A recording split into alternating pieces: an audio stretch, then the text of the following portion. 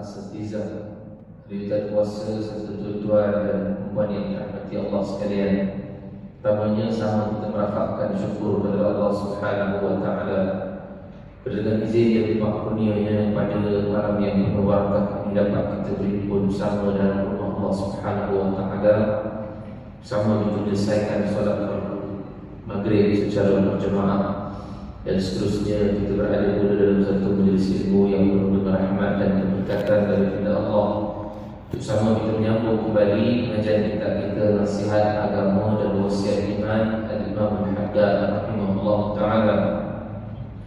Kita sampai pada muka surah yang ke-156. Kita masuk pada perihal yang ketiga dalam kitab ini. Dua perihal, dua tajuk yang utama telah pun kita selesai bincangkan, itulah perihal takwa, dan yang kedua pada perihal yang lalu telah pun kita selesaikan, itulah perihal solat. Macam-macam solat yang kita telah bincangkan, dan kitab kita ini dia bukanlah bincang tentang fiqh yang kita dah pesankan tadi, tapi ianya hanya untuk menambahkan pahala daripada ibadat-ibadat yang kita lakukan. Kalau kata solat bukan daripada sudut fiqh dibincangkan, tapi daripada sudut macam mana nak dapatkan khusyuk, macam mana nak sempurnakan rukuk, macam mana nak dapatkan bacaan, macam-macam ia disebutkan oleh Imam Al-Haddad rahimahullah ta'ala. Sama dengan topik yang kita akan bahaskan pada malam ini. Yang bermula pada malam ini kita masuk pada perihal yang ketiga. Tajuk yang ketiga ialah perihal zakat. Dia tidaklah sentuh banyak berkaitan dengan fiqh. Zakat ni maknanya kalau dalam zakat, dalam fiqh, zakat yang akan bincangkan siapa yang layak, berapa banyak nak kena bayar. Dalam kitab ni tak cerita ni. Dalam kitab kita ni cerita berkaitan dengan ancaman-ancaman orang yang tidak mengeluarkan zakat. Itu je. Tapi dalam masa yang sama, kalau ada berkaitan dengan fiqh serba sedikit, kita masuklah. Bukan tak masuklah, so boleh. Cuma kitab kita ini tidak fokus kepada fiqh. Sebab itu dalam Islam dia bukan hanya ada fiqh, dia ada tasawuf, dia ada akidah, untuk nak masukkan dia punya kefahaman dalam Islam. Baik. Jadi perihal zakat ini nanti kita akan bincang berkaitan dengan kelebihan orang yang mengeluarkan zakat. Tasawuf kan, itu adalah tasawuf. Ataupun orang-orang yang tidak keluarkan zakat, apa ancaman dia dalam kitab kita ini. Dan juga kita akan bincangkan berkaitan dengan zakat ini perlu diserahkan oleh siapa, sendiri ke, pemerintah ke. Nanti kita akan bincangkan berkaitan dengan itu. Ataupun kelebihan sedekah sunat. Dia zakat ni adalah anak kepada sedekah. Sedekah ni ibu. Jadi di bawah sedekah ni ada yang wajib, ada yang sunat. Bawah sedekah ni. So ada yang wajib itu zakat lah. Sedekah yang wajib, sedekah yang nazar. Sedekah nazar jadi wajib. Selain daripada itu dia sunat. Infak sunat, waqaf sunat. Sekarang ni ada wakaf sunat pun sunat, sedekah biasa sedekah pun sunat. So yang dia membezakan di antara wajib dan juga sunat. Banyak lagi kelebihan-kelebihan yang lain yang juga nanti kita akan bincang rahsia sedekah, walaupun itu adalah sunat. Jadi kita bincang pada tajuk ini. Jadi untuk permulaan, Imam Al-Haddad rahimahullah ta'ala dengan bahaskan kepada itu berkaitan dengan dalil-dalil yang ada di dalam Al-Quran berkaitan dengan zakat. Bismillahirrahmanirrahim. Qala Rasulullah rahimahullah ta'ala wa nafa'ani wa iyyakum bi ulumihi fi darin amin rabbal alamin. Ketahuilah wahai saudara-saudara sekalian, moga-moga Allah menjadikan kami dan kamu sebagai orang yang bersih suci, yang sentiasa menyebut nama Tuhan seraya sembahyang dan tidak perlu melebihkan kehidupan dunia dan akhirat, yang ia tentu sekali lebih utama dan lebih dekat. Ini doa. Biasanya ulama-ulama, penulis-penulis, musannif, biasanya dia akan doakan untuk orang yang baca dan untuk diri dia dulu, barulah untuk orang yang baca. Itu standard lah. Musannif ataupun pengarang kitab biasanya akan tulis begitu.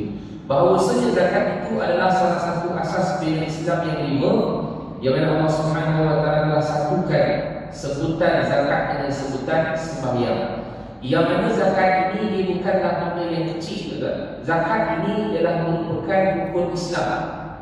Yang mana kata Nabi sallallahu alaihi wasallam ketika mana ditanya, ini hadis Jibril popular. Bila mana Jibril alaihi salam tanya kepada Nabi sallallahu alaihi wasallam, "Akhbirni 'anil Islam." Beritahu aku apa itu Islam. Apa kata Nabi al-Islam? An tashhadu an la ilaha illallah wa anna Muhammadar Rasulullah wa tuqimus salat wa tu'tiyaz zakat wa tasuma Ramadan wa hajjal baita istata'a sabila. Mana Islam itu ialah didirikan daripada 5 rukun. 5 rukun ni sekarang orang tak perhatian sangat. Sesaja kita punya orang Islam sangat buat nak kira sangat. Dia bukan buat nak kira sangat. Dia tak pasti lagi rukun tu dah ditegakkan tu belum. Kami masjid dah tegak belum tentu. Kadang ada orang di rukun ni tak semestinya. Kalau kata daripada sudut dia dah buat, rukunnya ada. Tapi daripada sudut kesempurnaan rukun tu, kita sembahyang ada 13 rukun. Buat 13 rukun, sah sembahyangnya. Tapi kesempurnaan rukun itu, rukun, kalau kita baca tu tak apa. Subhanallah rabbil azim wa bihamdihi, itu sunat. Tapi perbuatan rukun itu adalah rukun. Tapi daripada rukun tu dah tegak belum? Dah, tapi belum sempurna. So itu kalau kita sebut berkaitan dengan rukun Islam, orang kita Islam, syahadah apa lagi Ustaz? Kita dia orang Islam, lahir Islam dah, syahadah apa lagi kita buat. Kadang-kadang amalan yang kita buat itu telah membatalkan syahadah kita. Hujan, kenapa musim hujan? Hujan, cerita kita hujan tadi. Hujan semua betul. Allah betul. Tapi sebab kadang-kadang kita tak perasan ada benda-benda amalan yang kita buat itu boleh menyebabkan kebatalnya syahadah. Kita percaya kepada benda-benda khurafat, tahyul, syirikkan Allah, boleh membatalkan dirinya kita punya syahadah. Itu dia bersudut syahadah baru bulan lepas kita. Bulan-bulan lepas kita bulan akhirat, Rabiul Awal, Safar. Ada budak mati Safar. Ini amalan-amalan khurafat ada. Rabu terakhir dalam bulan Safar ada kepercayaan untuk membuang bala, namanya mandi Safar. Ini satu benda yang khurafat. Percaya pergi mandi tak? Mandi bunga, kalau mandi bunga mandi saja tak apa, mandi bunga. Tapi kalau percaya mandi bunga itu untuk memberikan seri wajah, untuk menolak bala, itu khurafat. Boleh batal syahadah, batal syahadah. Itu sebab rukun Islam dia satu benda yang tak diambil, tak ada manusia Islam pada diri. Solat sama juga walaupun hampir dah mencapai solat, tapi sebenarnya bila Nabi kata wa tuqimus salat, tuqim ataupun dalam ayat Al-Quran disebut wa aqimus salat, mendirikan solat, dia bukan sekadar solat semata-mata. Dia mesti ada khasyi'un, yuhafizun, daimun, seperti dibincangkan pada kuliah yang lalu kan. So solat dia mesti ada khusyuk, dia mesti ada yuhafizun, pelihara solat tersebut, dan dia perlu ada daimun, sentiasa solat. Dan dalam solat kita kena jaga apa? Itu yang menyebutkan bahawa waktu qimus salat. Sama juga dengan waktu tiaz zakat. Nanti bab ini nanti kita akan masukkan sikit supaya bila kita faham, rupanya ada yang perlu kita bayar yang kita terlupa. Sampai sekarang kadang-kadang orang dia tak perasan bahawa dia kena bayar zakat. Dan dia tahu dia zakat fitrah. Zakat fitrah memang banyak orang bayar. Pasal orang masjid beratur tu banyak. Zakat perlu bayar lah. Betul, sebab kadang-kadang orang bagi tahu pada dia dan dia ingat. Tapi ada lagi orang yang tidak memahami yang dia perlu kena bayar, iaitulah zakat harta. Kita ni zakat dua jenis. Satu zakat fitrah pada bulan Ramadan tu, satu zakat harta. Zakat fitrah ni kita bincang siapa yang wajib, siapa yang tak wajib. Kalau katalah meninggal dunia sebelum masuknya waktu malam nak pergi raya, adakah perlu bayar zakat? Kalau dah bayar macam mana, jadi aku boleh ambil balik tak? Tak ambil ni, tak ambil. Semua itu hukum tu. Itu hukum supaya kita boleh faham bahawa siapa yang layak, siapa yang tak layak, berapa banyak kena bayar. Sama zakat harta, ada yang layak, ada yang tak layak. Bukan semua orang yang kena bayar zakat harta ni. Ada orang yang kena bayar zakat, ada orang yang tak kena bayar zakat. Dan kena bayar bukan semua. 2.5% saja daripada apa yang dia ada. Okey, kita selama zakat selama dia keluarkan dua jenis cara bayar zakat. Pertama ialah bila mana dia nak bayar zakat tanpa menolak dia punya perbelanjaan tahunan, bulanan ataupun tahunan. Dia macam ada sediaan juga lah. Dia bawa bagi isi ada. Kita buka sistem dalam zakat selama dia ada benda masukkan dia punya perbelanjaan. Itu kalau kata dia tak nak tolak dengan perbelanjaan, contohnya satu tahun dia dapat 36,000 atau lah terus 25%, baik? Tak payah tolak. Tapi jenis yang kedua, ada orang dia nak tolak.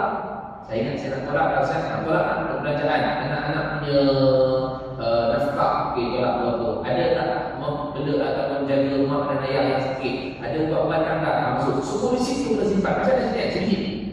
Jadi kalau dia ada rasa dia nak tolak, masuk ke dalam sistem tu. Tengok-tengok tiba tak sampai 36 minggu dia punya haul dia, kiraan dia tu, maka dalam keadaan dia dapat 29,000 saja.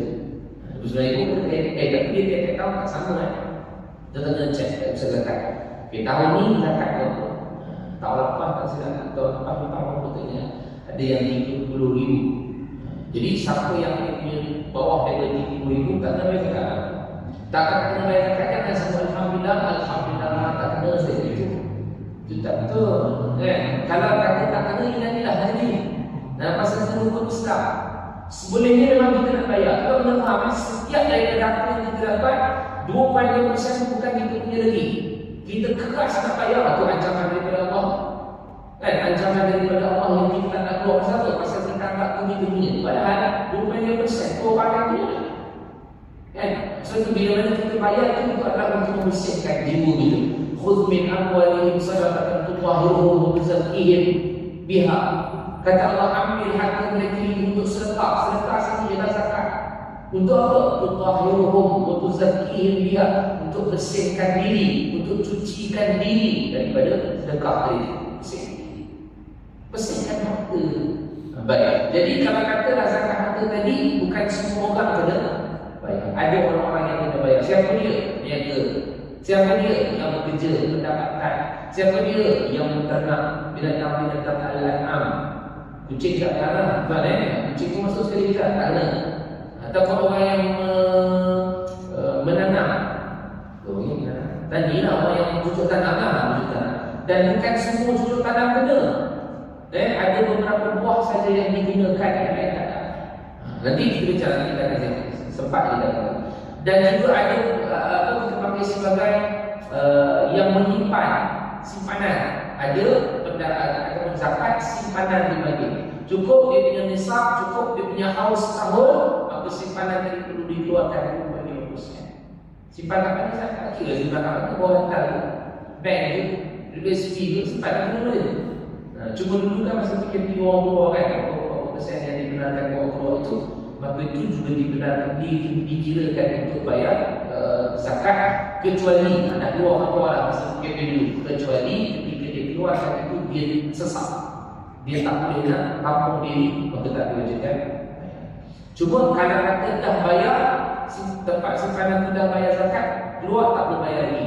Contoh saya, contoh tabung haji. Teman tak bayar lah, tabung haji kita telah keluar ke zakat. Baik, itu nanti kita akan beri lebih detail lah. Cuma saya nak sebutkan ketika rukun Islam tadi, yang orang tak pandang sebab apa? Sebab dia tak tahu di Islam, rukun Islam tak perlu pandang. Inilah salah satu sebab yang dia nyatakan bahawa rukun dia pandang lagi dalam zakat. Untuk tias zakat. Kemudian yang keempat, kata sumber Ramadan, puasa dalam bulan Ramadan. Orang anggap bahawa puasa tak makan, tak minum daripada subuh sampai maghrib, okey dah, ya. Daripada sudut fiqh, sah. Tetapi daripada sudut tasawufnya, ini rukun tak tegak kan? Daripada sudut tasawuf, ada orang yang puasa tapi tak solat, ada orang yang puasa tapi mengumpat, macam-macam dia. Jadi bagaimana daripada sudut ibadat itu yang nak ditegakkan, nak didirikan kita punya rukun tu. Dan watahujjal baina istata'a ilaihi sabila. Dan juga yang kelima rukun Islam itu ialah haji. Sekiranya saya mana mampu saya, dia kita mampu. Tak kita cukup dia itu pergi dengan package kan, kurang mahal lah. Tapi ialah mahal tapi pun cukup. Pasal pun cukup saya kalau kita tolak daripada benda yang kita beli tak berfaedah tu, tengok cukup 70,000. Cukup dah saya. Yalah, tapi sekarang ni kita tengok daripada sudut istita'ah. Haji yang kata istita'ah ilaihi sabila itu bagi orang yang mampu, ialah bagi istita'ah daripada banyak sudut. Satu daripada sudut keuangan. Cukup tak? Tak cukup. Saya memang tak ada duit. Saya kerja kais pagi, makan pagi, kais hutang, tak kais tak makan kata dia. Itu memang susah. Tapi bukan bermaksud dia tak boleh biaji. Ada orang tak boleh biaji. Tahun ini dia tak ada duit, tapi dia daftar cuma dia tak ada duit. Orang sponsor dia umrah kan. Dengan ada yang bilang pasal apa tak ada sekilas saya tak ada apa semua. Jadi orang semasa ni. Ini duyufur rahman, ini rahsia Allah bila tak tahu. So yang mesti daftar dulu lah, daftar dulu. Ini daftar tidak, kita tak ada lagi, tak ada lagi, tidak siap. Saya tak ada lagi, cari jauh lah kerana saya tak ada duit. Daftar dulu. Yelah, saya salah daftar sekarang aku 2143 boleh pergi 100 tahun.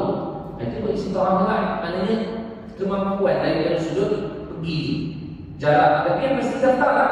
Daftar. Itu saya sebut tadi manis setelah yang lagi sabilah. Betul ke tak mampu?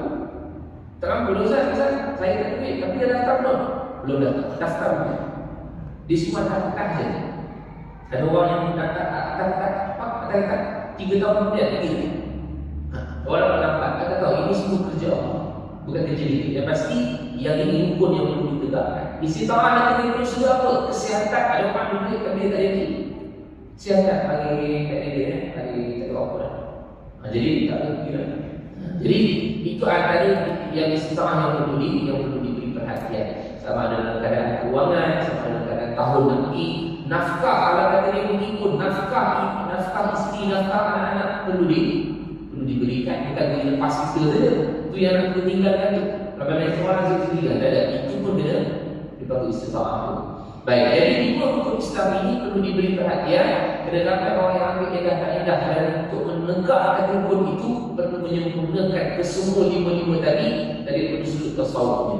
Jadi kata Al-Imam Al-Haddad rahimahullah ta'ala dalam kitab kita ini bahawa kata dia bahawasanya zakat itu adalah salah satu daripada binaan Islam. Dunia Islam ada khamsin. Dibinakan asas Islam itu dengan sebab 5. Itu dari riwayat Imam Lainlah. Tadi riwayat hadis Jibril bila Jibril tanya akhbir dengan Islam, dalam dia kata rukun Islam yang ini. Dalam riwayat yang lain Abdullah bin Umar pula diriwayatkan bahawa Nabi sebut dunia Islam ada khamsin. Dibinakan Islam itu atas 5 perkara. Sama juga 5 itu adalah syahadah, 2 kalimah syahadah, salat, puasa, zakat dan juga haji. Dan zakat yang disebutkan oleh Allah Subhanahu wa taala dalam Al-Quran dia selevel dengan salat. Yang mana Allah sebut dalam surah Al-Baqarah ayat 110, wa aqimus salat wa atuz zakat. Kita perasan tak kadang dalam Quran ayat ini mesti dipadu. Abdullah bin Abbas dia tadi doa kat dia. Abdullah bin Abbas ni sepupu Nabi. Abdullah bin Abbas ialah anak kepada Al-Abbas bin Abdul Muttalib. Jadi Ibnu Abbas atau Abdullah bin Abbas itu sepupu Nabi. So dia lahir 3 tahun sebelum Nabi SAW berhijrah ke Madinah. Mak dia datang kepada Nabi. Mak Abdullah bin Abbas nama dia Ummu Faddal. Datang kepada Nabi dan dia minta, ya Rasulullah tolong doakan anakku. Dia boleh lahir. Ini yang biasa orang buat tahniah anak dia. So Nabi ambil dia dan Nabi doakan kepada Allah bin Abbas, Allahumma faqihu fi din wa 'allimhu ta'wil. Ya Allah, faqihkan dia dengan agama dan berikan dia ilmu ta'wil. Ilmu ta'wil ini maksudnya ilmu tafsir. Dan Allah bin Abbas adalah salah seorang sahabat yang pakar dalam tafsir. Bukan ini seorang saja, tak baik. Tapi dia adalah salah seorang yang Allah Subhanahu wa taala beri pada dia ilmu ta'wil yang hebat. Antara salah satunya ialah idza jaa Rasulullah wal fath. Ketika mana Abdurrahman bin Auf dia tengok Umar Khattab pegang Allah bin Abbas, ialah bagaimana bawa Allah bin Abbas. Padahal Abu Umar Khattab dia ada anak Abdullah bin Umar. Abdullah juga ada mana. Tapi dia bawa Allah bin Abbas. Abdurrahman bin Auf dia kata, Umar dia rasa pun bawa Allah bin Abbas. Anak dia ada kan? Dan dia kata dia adalah satu orang yang luar biasa. Kita pernah ikut dia. Dia kata apa yang luar biasa. Umar kata, wahai Abdurrahman bin Auf. Dia kata apa? Apa tafsiran kau dan apa kau punya hujahat terjemahan ataupun dia punya tafsiran berkaitan dengan ayat yang dajah Rasulullah SAW sampai wa'aitan nasailuna fi dinillahi afwaja fasabbih bihamdi rabbika wastaghfir innahu kana tawwaba. Kata Abdurrahman bin Auf bahawa Allah beritahu pada kita bila Allah berikan pertolongan, Allah berikan kemenangan, Allah suruh kita ni puji Allah, Allah suruh kita istighfar. Itu yang Abdurrahman bin Auf faham. Tapi bila Umar tanya, wahai Abdullah bin Abbas, begitu ke tafsiran yang kau akan tafsir? Allah bin Abbas kata, Tidak lain dan tidak bukan ayat ini turun adalah untuk menunjukkan bahawa dekatnya ajal Nabi. Lain yang bersyarat. Dan memang betul ayat ini turun ialah menunjukkan bahawa idza jaa nasrullahi wal fath. Bila datang pertolongan Allah dan juga kemenangan, ayat yang menunjukkan bahawa Rasulullah nak wafat dah, wa ra'aitan nas yadkhuluna fi dinillahi afwaja. Kamu akan lihat wahai Muhammad, manusia akan masuk di dalam agama Allah itu berbondong-bondong. Dan waktu itu Rasulullah sangat seronok pasal melihat orang banyak masuk dalam Islam. Bila ni? Ketika Fathu Makkah, pembukaan kota Makkah. Kan semua orang masuk Makkah, semua orang masuk Islam. Nabi masuk ke Makkah tanpa pertumpahan darah. Nabi masuk 10,000 tentera Islam tanpa pertumpahan darah. Ketika itu orang angkat tangan, takut Nabi balas dendam. Pasal 21 tahun mereka hina Nabi, mereka cela Nabi. Tapi waktu itu Nabi katakan, la tasriba alaikum bil-yawm, hari ini tidak ada celaan di atas kamu. Ini aku maafkan Rasul. Dan ketika itulah bila Nabi maaf, yang lain pergi ke Taif, yang lain pergi keluar daripada Mekah, semua patah itu Mekah dan Nabi Islam. Dan waktu itulah Nabi melihat ramai di kalangan mereka ini yang masuk dalam Islam sebab dia ketua-ketua masuk Islam. Ketua masuk Islam, Allah semua masuk Islam. Setelah bin Abbas dia pandang bahawa ini adalah tanda bahawa Rasulullah akan wafat. Itu Abdullah bin Abbas berkat doa Nabi sallallahu alaihi wasallam, Allahumma faqihhu fi din wa 'allimhu ta'wil. Ya Allah faqihkan dia dengan agama dan berikan dia ilmu ta'wil dan tafsir. Dan kata Abdullah bin Abbas berkaitan dengan ayat wa aqimus salat wa atuz zakat ini, dalam Al-Quran dia ada ayat yang pasangan-pasangan, berpasang-pasangan pair. Antaranya ialah wa aqimus salat wa atuz zakat. Selepas solat mesti zakat. Selepas solat mesti zakat. Yang kedua, ayat berkaitan dengan larangan Allah untuk mensyirikkan dia. Selepas itu mesti birrul walidain. Mesti Allah perintah buat baik kepada ibu ayah. La tusyrik billah.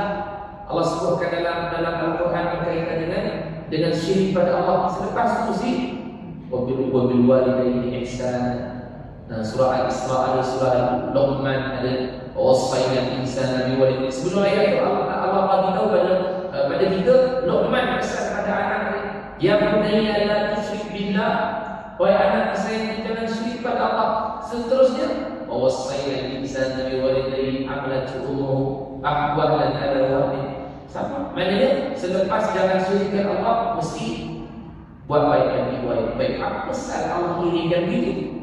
Karena kata Allah bin Abbas ialah yang pertama itu untuk hablum minallah, yang kedua adalah untuk hablum minannas. Standard. Mana dua hubungan terjadi. Wa aqimus salat hubungan dengan Allah, wa atuz zakat hubungan dengan manusia. La tusyrik billah hubungan dengan Allah, wa bil walidayni ihsana hubungan dengan manusia. So Allah nak sebutkan kepada kita apa ni sini? Jangan jadi satu hubungan saja. Ada orang dia jadi dengan Allah tu bagus, dia jadi hubungan dengan Allah. Sembahyang di balik masjid, pulang balik masjid, malam bangun 3-4 pagi, tapi pagi-pagi besok dah maki hamba isteri, tonjol kepada isteri. Tak betul. Patut jadi hubungan dengan Allah, maka hubungan dengan manusia itu benda baik. Kalau macam tu, kalau jadi hubungan dengan Allah baik, dengan manusia tak baik, something wrong hubungan dia dengan Allah. Ada something wrong. Sama ada dia bukan buat itu kerana Allah, dia minta pujian kepada manusia, tak ikhlas, maka dia akan ada something wrong. Orang yang benar-benar dia buat kerana Allah, hubungan dia dengan Allah baik, kesan dia adalah kepada manusia. Mana kalau orang yang jadi hubungan dengan Allah tapi ada kesan hubungan dengan manusia, maksudnya dalam keadaan dia tak ada hubungan dengan manusia, something wrong hubungan dia dengan Allah. Tuan, saya sebut jangan tengok pandai kan, tengok biji. Kita jangan tu ustaz kata dia tu kan, saya tak kata siapa. Saya kata tengok diri sendiri. So hari ni aku pulang balik ke masjid, hari ni aku bangun 3-4 pagi untuk nak qiyamul lail. Jadi macam mana hubungan aku dengan jiran? Jiran makin sikit-sikit yang orang kata 3 hari tak cakap. Ada dia tahu pun tak cakap ada dia. Sampai tahap macam tu. Padahal dia adalah orang yang jaga hubungan dengan Allah. Sikit-sikit benda tu boleh maafkan, tak apa, tak ada masalah. Kalau saya kisah ni umur kita ni yang beranjak usia lebih daripada 50, jangan cari pengawal, jangan cari kisah orang lain. Takut. Kita ni bukanlah kata orang mula tak mati, dah semua mati. Cuma bila kita kata dah umur dah lanjut, time ni adalah time yang betul-betul dekat-dekat dengan kita. Yang mana kata Nabi setelah amal mati mabaina sittina wa sab'in, umur umat tu ini lebih kurang 60 tahun, 70 tahun. Umur 60 tahun, 70 tahun tu dah disebut pasal tahun. Dan kalau tersilap habis, nak tersilap hari bulan, habis dia mati dalam keadaan dia ada hal yang manusia. So macam mana? Saya kata, tunggu di mahkamah Allah. Siapa hashtag ni? Bertemu di akhirat nanti. Oh, bertemu di mahsyar hashtag. Dia buat habis tu. Nah, kita tidak senang nak cari orang dalam mahsyar. Susah. Itu tak apalah, benda yang kecil-kecil adalah. Kalau kata kecil sedikit tak apa, tak masalah. Kalau dia boleh maafkan, maafkan. Kalau kata besar, mungkin boleh tegur dulu. Yalah, kita cakap senang, boleh cakap kan. Tapi bila dah kena tu, sekurang-kurangnya kita dah ada idea ni. Kita cakap ada ini idea. So boleh jadi idea ni akan membawa kita supaya tidak. Itu sebab kita ada hubungan dengan Allah, pastinya kita ada hubungan dengan manusia. Sebab itu ayat ini biasa dipairkan oleh Allah Subhanahu wa taala. Sebab manusia perlu jaga hubungan dengan Allah dan perlu jaga hubungan dengan manusia. Jadi dalam surah Al-Baqarah ayat 110 ini Allah Subhanahu wa taala menyambungkan di antara ibadat salat dan ibadat zakat tadi. Wa aqimus salat wa atuz zakat. Dirikanlah salat dan keluarkan zakat. Wa ma tuqaddimu li anfusikum min khairin. Dan kata Allah, setiap pekerjaan yang kamu lakukan itu adalah untuk diri kamu. Kita ibadat bukan untuk siapa-siapa. Kita nak masuk dalam syurga, kita kena usaha masuk. Kadang-kadang orang kata, tak apa rasa saya malas. Kalau malas, dia akan balik-balik pada kita juga. Kalau rajin, dia akan balik-balik pada kita juga. Dia tak ada apa-apa kena-kena dengan Allah. Tak ada. Allah hanya buka jalan, kena kita nak. Itu je. Fa'alhamaha fujuraha wa taqwaha. Allah ilhamkan jalan untuk buat jalan fujur, jalan dosa, jalan taqwa, jalan baik. Nak di mana? Kurang. Kalau kita pergi jalan fujur, semua sepakat satu mungkin indah ni. Pergi semua maksiat. Tapi semua tu kesan pada diri sendiri, bukan pada Allah. Alasan nanti semua orang tak disujud pada Allah, nanti jangan. Tak ada. Allah boleh hapuskan kita sekejap. Allah gantikan dengan kaum yang baru. Tu surah Nabi Hud, kaum Ad, kaum Thamud, semua sepakat anak ikut Nabi Hud, semua sepakat anak ikut Nabi Saleh, semua sepakat anak ikut Nabi Lut. Allah tenggelamkan sekejap. Sekejap ya Allah tenggelamkan. Kan, sebab itu bila mana kita kata Allah boleh buat sekejap, sekelip mata bagi kita yang tidak mahu beribadat kepada Allah, maka beramal dan tak ikut apa yang Allah Subhanahu wa taala suruh, Allah tukarkan kita dengan kaum yang baru sekejap. Jadi kita katakan bahawa apa yang kita buat itu sebenarnya untuk kita. Oh, hari ini saya duduk sekejap dekat majlis sekali murid, bukan untuk orang lain, itu kita. Hari ini saya sembahyang untuk jemaah ini, itu kita. Sembahyang isyak jemaah ini, itu kita juga. Jadi pada mana yang kita buat, hasilnya adalah untuk kita, bukan untuk orang lain. Itu yang Allah kata, wa man tuqaddimu li anfusikum min khairin tajiduhu inda Allah. Ia mana kata Allah Subhanahu wa taala bahawa apa yang kamu buat itu adalah untuk kamu, nescaya kamu akan kembali kepada Allah Subhanahu wa taala. Inna Allah bima ta'maluna basir. Dan Allah tahu apa yang kamu kerjakan, ataupun Allah tahu dengan apa yang kamu, Allah lihat apa yang kamu lakukan. Maknanya kita memang tak boleh lari daripada apa yang Allah Subhanahu wa taala yang. Dan juga dalam surah Al-Anfal, dalam ayat yang ketiga dan ayat keempat, Allah sebutkan alladzina yuqimuna shalah wa mimma razaqnahum yunfiqun. Orang-orang yang mengerjakan sembahyang dan membelanjakan setengah daripada mimma, maknanya sebahagian daripada rezeki yang kami berikan kepada mereka, yunfiqun, mereka infak. So infak di sini boleh pergi kepada zakat, boleh pergi kepada sedekah. Tapi bila dipairkan dengan dua tadi, Allah kata alladzina yuqimuna shalah, orang yang mendirikan salat, biasanya selepas salat mesti zakat. Yunfiquna ini merujuk kepada zakat. Sebab apa? Sebab Allah kata ulaika humul mu'minuna haqqan. Mereka itulah orang-orang yang beriman sebenarnya. Maksudnya orang yang mendirikan salat, orang yang mengeluarkan zakat, dia adalah sebenarnya orang yang pure beriman. Benar-benar beriman. Pasal dia boleh keluarkan harta. Baik, sebelum kita nak pergi bulan Ramadan lagi kat cerita ni, saya sebenarnya nak fahamkan kita ni zakat yang kita bayar. Sebab ada orang yang berat. Dia berat pasal apa? Pasal aku cari duit siang dan malam, aku kena bagi orang. Bukan, kita tak bagi sebenarnya. Bahasa sudah kita tak bagi. Memang kita keluarkan, secara yang kita nampak memang kita keluarkan. Tuan-tuan, kita nak pergi ke luar negara, kita pakai apa? Mata wang apa? Kita pergi ke Arab Saudi, kita tak akan boleh pakai duit Malaysia. Dia minum, dia nak kotak-kotak, dia kotak berjalan. Macam misalnya, kalau yang berubah dia haji, kalau nak sebut kotak, syarat kotak ya, memang dia pandai kotak. Dia pandai disebut kotak aja. Lain tak pandai. Sebab memang orang Malaysia sebut kotak kan dia. Tahlul kan, untuk kotak, dia tahu perkataan kotak. Kotak tu kalau kita bagi ni RM10, benar dia tak begitu. RM10 tak laku kan. RM10 dengan RM10 dia tak sama. Dulu tahun 2015 sama. 2015 dia ambil RM10. Dia kata Malaysia atau Indonesia. Dia kata kapal Malaysia ke Indonesia? Malaysia. Malaysia tak RM10. Tu 2015. Sekarang tak ada lah. Tak ada RM10 tu dapat RM7, RM6 gitu. Jatuh.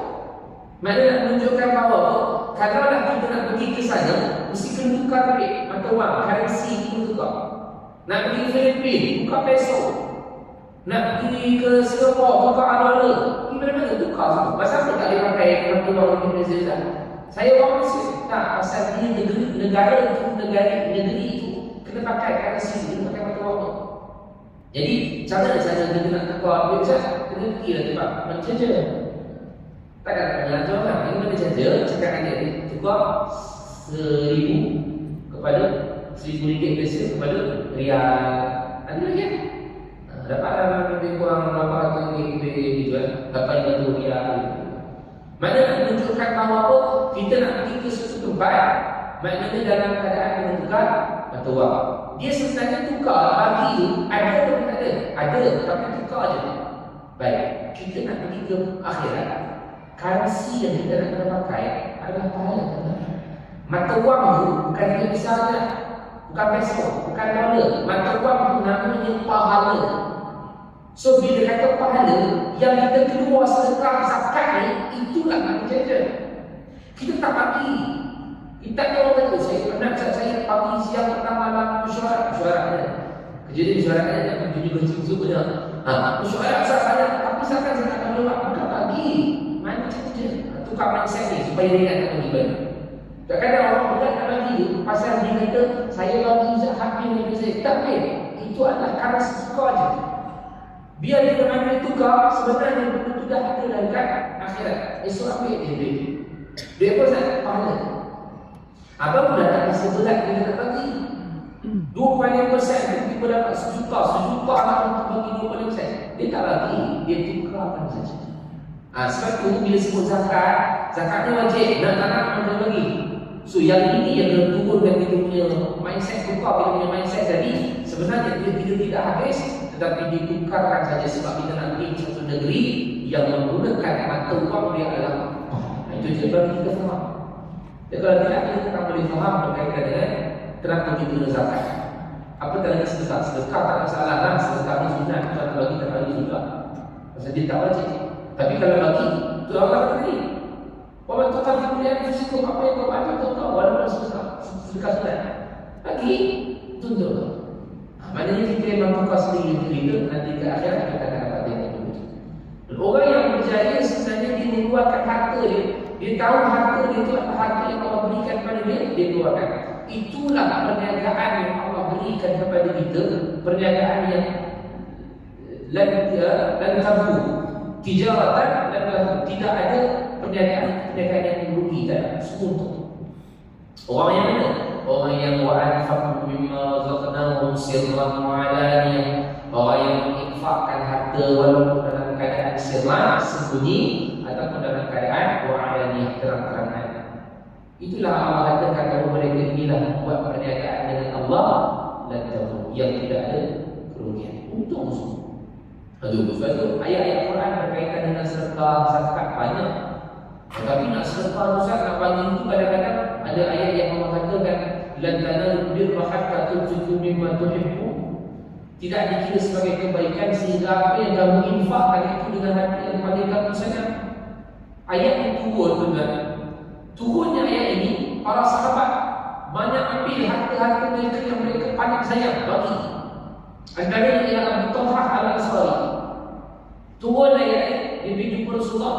Dia kata Rasulullah, dia kata wallahi telah turun ayat ini pada engkau. Surah Al-Imran ayat 92. Maka dia kata Rasulullah, aku ada satu kebun yang paling aku sayang. Nama kebun itu ialah kebun Bairuha. Kebun itu adalah di belakang masjid Nabi, sini sebelah Raudhah, belakang itu. Itu adalah kebun Abu Talhah Al-Ansari. Sekarang adalah dalam kebun itu ada satu bed, ada satu perigi. Nama perigi itu ialah perigi Haq, Bairuha dia. Masih ada kan? Arab Saudi dia buat satu tanda bulan. Jadi ayat itu turun, Abu Talhah Al-Ansari jumpa dengan Rasulullah, kemudian dia kata Rasulullah, wallahi aku nak sedekahkan benda yang paling aku sayang ni sebab aku nak capai yang Allah kata tadi. Lan tanalul bir, aku nak sampai kepada begitu tadi. Maka kata Nabi SAW, bah, wah orang saja. Zalika malul, ini harta yang sangat menguntungkan. Tapi kata kalau tak maksudnya kata zalika malul, kalau tak jual, kamu ambil harta kaya raya. Dia ada harta lain, dia ada kebun lain, banyak kebun kebalinan. Tapi yang paling disayang apa itu? Tapi Nabi kata, hari ini sekarang tak ada Islam, tak ada nak mengambil harta sebab tak kurang. Tapi Nabi beritahu kepada Abu Talhah, kalau kita beri cadangan kepada kamu untuk kamu sedekahkan kepada al-aqrabi, kaum kerabat kamu. Maka kata Abu Talhah, "Ya Rasulullah, buat." Dia mengambil semua anak buah dia, sepupu dia, semua bagi 70 orang kaum kerabat. Dalam tafsiran, dalam uraian hadis, 70 kaum kerabat, satu orang dapat 240 besar. Dia punya, maknanya kebun yang dia paling sayang. Saya nak kata apa? Yang diinfak, yang dibagi adalah benda yang paling dia sayang. Nak sampai tahap tu susah sikit dah.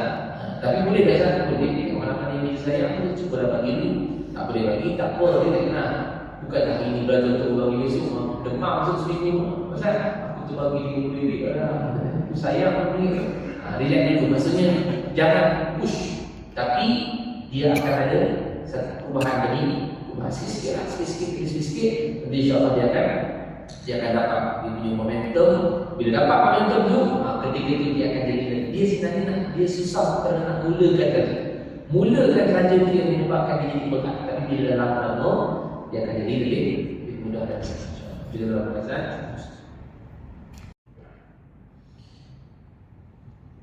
baik, tuan yang nanti Allah. Maka itu tadi disebutkan bahawa dua ayat Al-Quran yang dibawakan oleh Imam Al-Haddad Allah Ta'ala, surah Al-Baqarah ayat 110 dan surah Al-Anfal ayat yang ketiga dan ayat yang keempat. Dan ini adalah merupakan sama pangkat solat itu dengan zakat.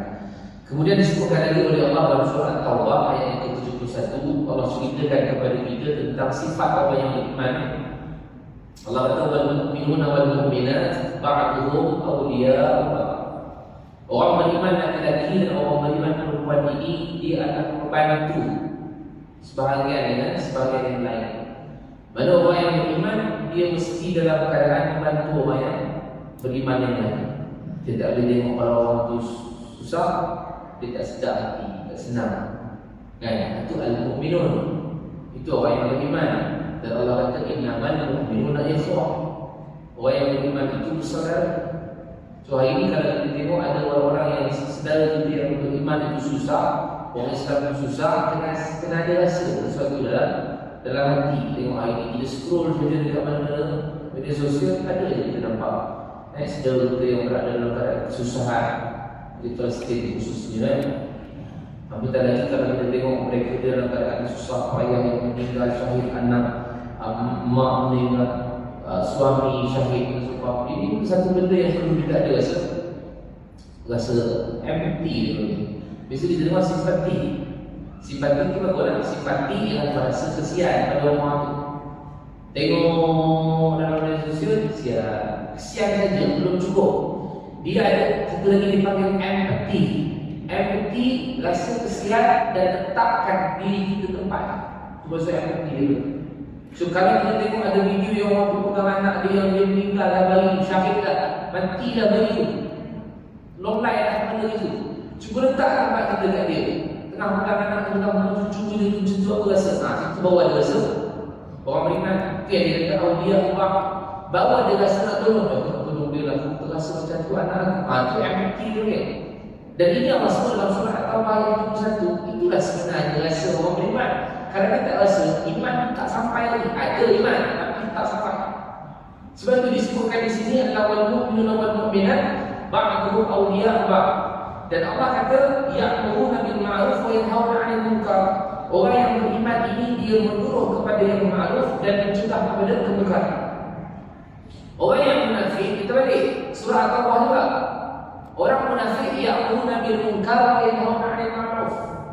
Orang munafik dia menyuruh kepada yang munkar, dilarang pula orang baik. Itu orang munafik kembali. Tapi orang yang beriman ya'muruna bil ma'ruf wa yanhauna 'anil munkar. Orang bagi amal ma'ruf nahi munkar lah. Ya. Mesti kena ada kan? Kita kena ada sebahagian.